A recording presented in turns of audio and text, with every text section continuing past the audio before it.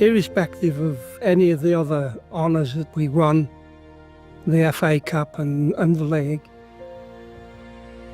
There's no doubt about it that the floodlight matches were something special. Molineux was packed for the match between Wolves and the Hungarian club Honved.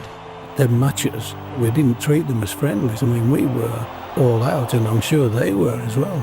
It was marvellous to play with players who wanted to play, wanted to win. We never thought of losing. We were the first team to take on teams like Honved, Spartak, Dynamo. That was the beginning of the European Cup. Wolves have licked the greatest club side in the world.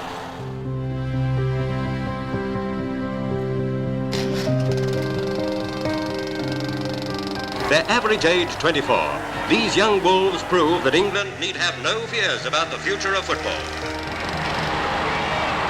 Wolves were renowned, along with Manchester United, as being probably the biggest clubs in the country, particularly for getting young talent. I went there when I was 15. That was 1954, I'm guessing. You were a ground staff boy then. It was just before the apprentice scheme came out. To go to Wolves, the sort of talent they'd produced, it was a big honour.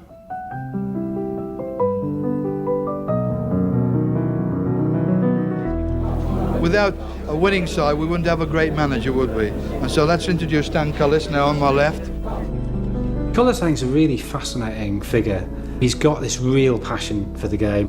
Players who played for him, opposing managers always talk about this great emotion, this anger he would have. But he believed in doing things the right way. We were very fortunate in having a set of players that were not only skilled, but were very good fellows off the field. They were men of integrity. He's a hard man, but with a very clear moral code. How the heck did Billy used to win the balls in there? Because he's such a short bloke, really, isn't he? Billy Wright incorporated everything that you would want to see in your own son or your own idol. He lived the part. He was great with us kids. He was brilliant. And one of my earlier recollections was he was contracted to do a commercial.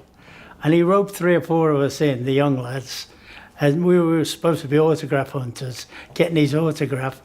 And I think we got 10 bob each or something like that for doing it. It's really a mechanical ball projector, believed to be the first machine to be used in training.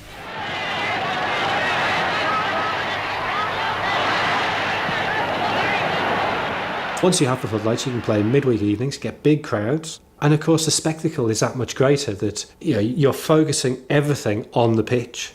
And they start experimenting with silky kits, so they shimmer under the lights. Early days of floodlights, I remember we used to wear fluorescent shirts, most uncomfortable, and eventually they were discarded. Must have felt like pulling a parachute behind you or something like that, I think the theory behind it all was that under lights they'd be easier to spot. A floodlit occasion when even the linesmen's flags were illuminated. Then TV gets interested, and particularly these games against the foreign teams, they're really exotic. When television came in, most people had a team in England they supported, and my team were Wolves. It started to become theatre, and they were the best team around at the time, playing against foreign opposition, which hadn't happened before. They used to get the Russians coming over and playing them, and to us kids, like the Russians, it was like they were like aliens. I mean, the Russians was a different world. This idea of we can play a great Russian team, a great Hungarian team, that's an exciting thing to do. England in white shirts take the field with their Hungarian opponents at Wembley. Watched it on a friend's television because they were like mystery men. We didn't know quite what to expect. Hungary were really good. They'd won the Olympic Games the previous year. They're on this 3-year unbeaten run. So the game was set up as the match of a century. People knew this was his big clash. And they also had 2 great young players in Josef Boštík, the deep-lying midfielder, and most significantly, Ferenc Puskás. Great goal-scoring inside left, great creator, but also the sort of tactical brain of the team. Their third was a real beauty. Just watch the smart footwork by Puskás. Puskas, my God, I never got anywhere near him. They were such a great side. Trent Puskas on that particular day really chased me and did something I shall never forget at Wembley. Billy Wright had a great quote. He said, I went out and had to pay to get back in the ground. It sent me so far. By 6-3, Hungary shatter the unbeaten home record England has held in 90 years of football. For England, it is devastating because a lot of people just didn't see it coming. If you look at the headlines, it's a real sudden punch in the face. And then the following May, so May 54, England go to Hungary, to Budapest, and we lose 7-1. It just confirms they are way, way better than us. What are they doing that we're not? I was relatively young, but certainly the year that Wolves won the First Division Championship, from that point onwards, I took a lot of interest. Every alternate Saturdays when the first team played at home, that was a major part of our life. I always remember when, from 3 o'clock onwards on the Saturday, we'd open all the windows because we could hear the crowd roar. Even at that age, I knew it was something a bit special. At least 6 members of the Hungarian national team were playing for Honved, so we thought, what a game this is going to be. I think myself and one or two of us younger lads should have got more credit for the result than we did. Colours had realised that the way Honved and Hungarians played was nice short passing. Well, let's not give them a carpet to pass on, let's make it muddy. It's been hammering it down for ages. And Stan Cullis has got us on the pitch, all the young lads, with hose pipes and that, watering the pitch, and it's bucketing down. It was the first time I'd seen the first team play, coupled with the fact that it was the first time I'd ever seen a game at night. And as I walked up the steps, the image of that vast area of green so vividly shown under those floodlights, it's something that you'll just never forget. It's probably one of the most vivid memories I've got. I always remember Bill Slater. Stan said to us when we entered, he said, Bill, when Puskas gets it on his left leg, close him down. I was wing half and had the job of marking him, and he was a very fine player. It isn't long before Puskas got at his left leg, you see, and Bill goes to tackle him, and he goes, whoop, ole, and Bill goes straight underneath it. The Hungarians seem to settle down first on the mud pie pitch. Within 10 minutes, they opened the scoring through Koksic. Koksic was brilliant in the air, absolutely brilliant. He was a counter for Puskas. Puskas got the skill with the shooting ability, but Koksic was always on that far post. He always jumped at the right time. Then 4 minutes later, Honved centre-forward Machas made it 2-0. We didn't expect to go 2-0 down quite so soon. We were just hoping we could keep it down from double figures, knowing what the Hungarians were capable of. I thought we were holding our own quite well, and our manager, Stan Cullis, amazingly, seemed very confident that we were going to take the game in the second half. I said to the players, now look, you go out and play the same as you played the first half, and I'll be well satisfied. Early in the second period, right-winger Hancocks was most obviously fouled by Kovacs. The referee awarded a penalty. Hancocks took it and scored.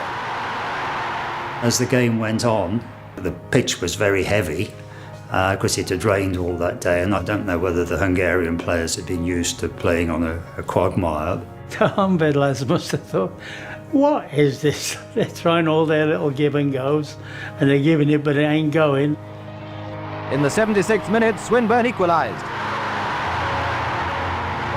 And in the 77th minute, Swinburne scored what proved to be the winner.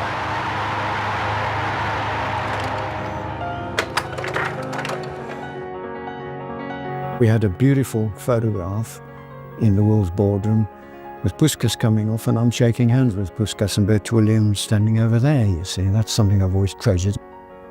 What did the manager say afterwards? He was never very forthcoming with his praise. If he patted you on the back, that was on. But on this occasion, he actually come out on the pitch and put his arms around us and said, well done. I came off the pitch, and I mean, I must admit, I'd got tears in my eyes, and so did Billy Wright. We came into the dressing room, and even Stan Collis had got tears in his eyes. It suddenly hits you how great a game that was. I think what the attendance was 55,000, and I was thinking that, 55,000 people, they are all going to feel the same way as I do, that these games like that don't happen very often.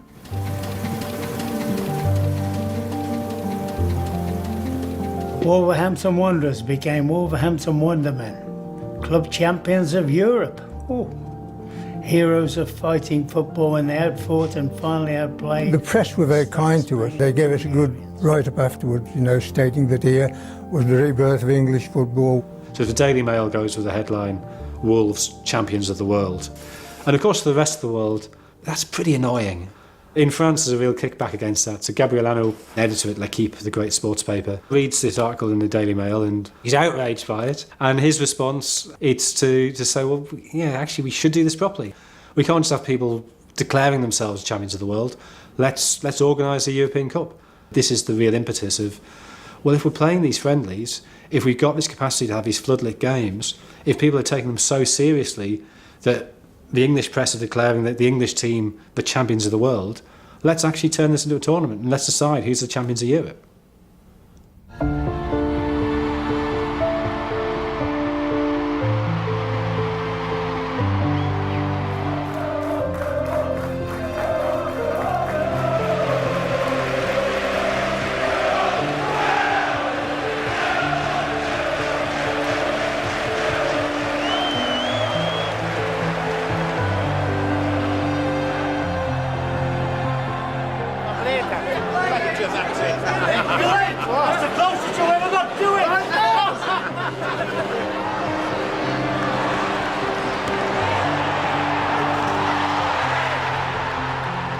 When I talk to Wolves fans and I say, tell me the greatest match in Wolves history, it's amazing how many, even people that weren't around at that time but have been brought up on the legend of the game, if you like, will go, Honved.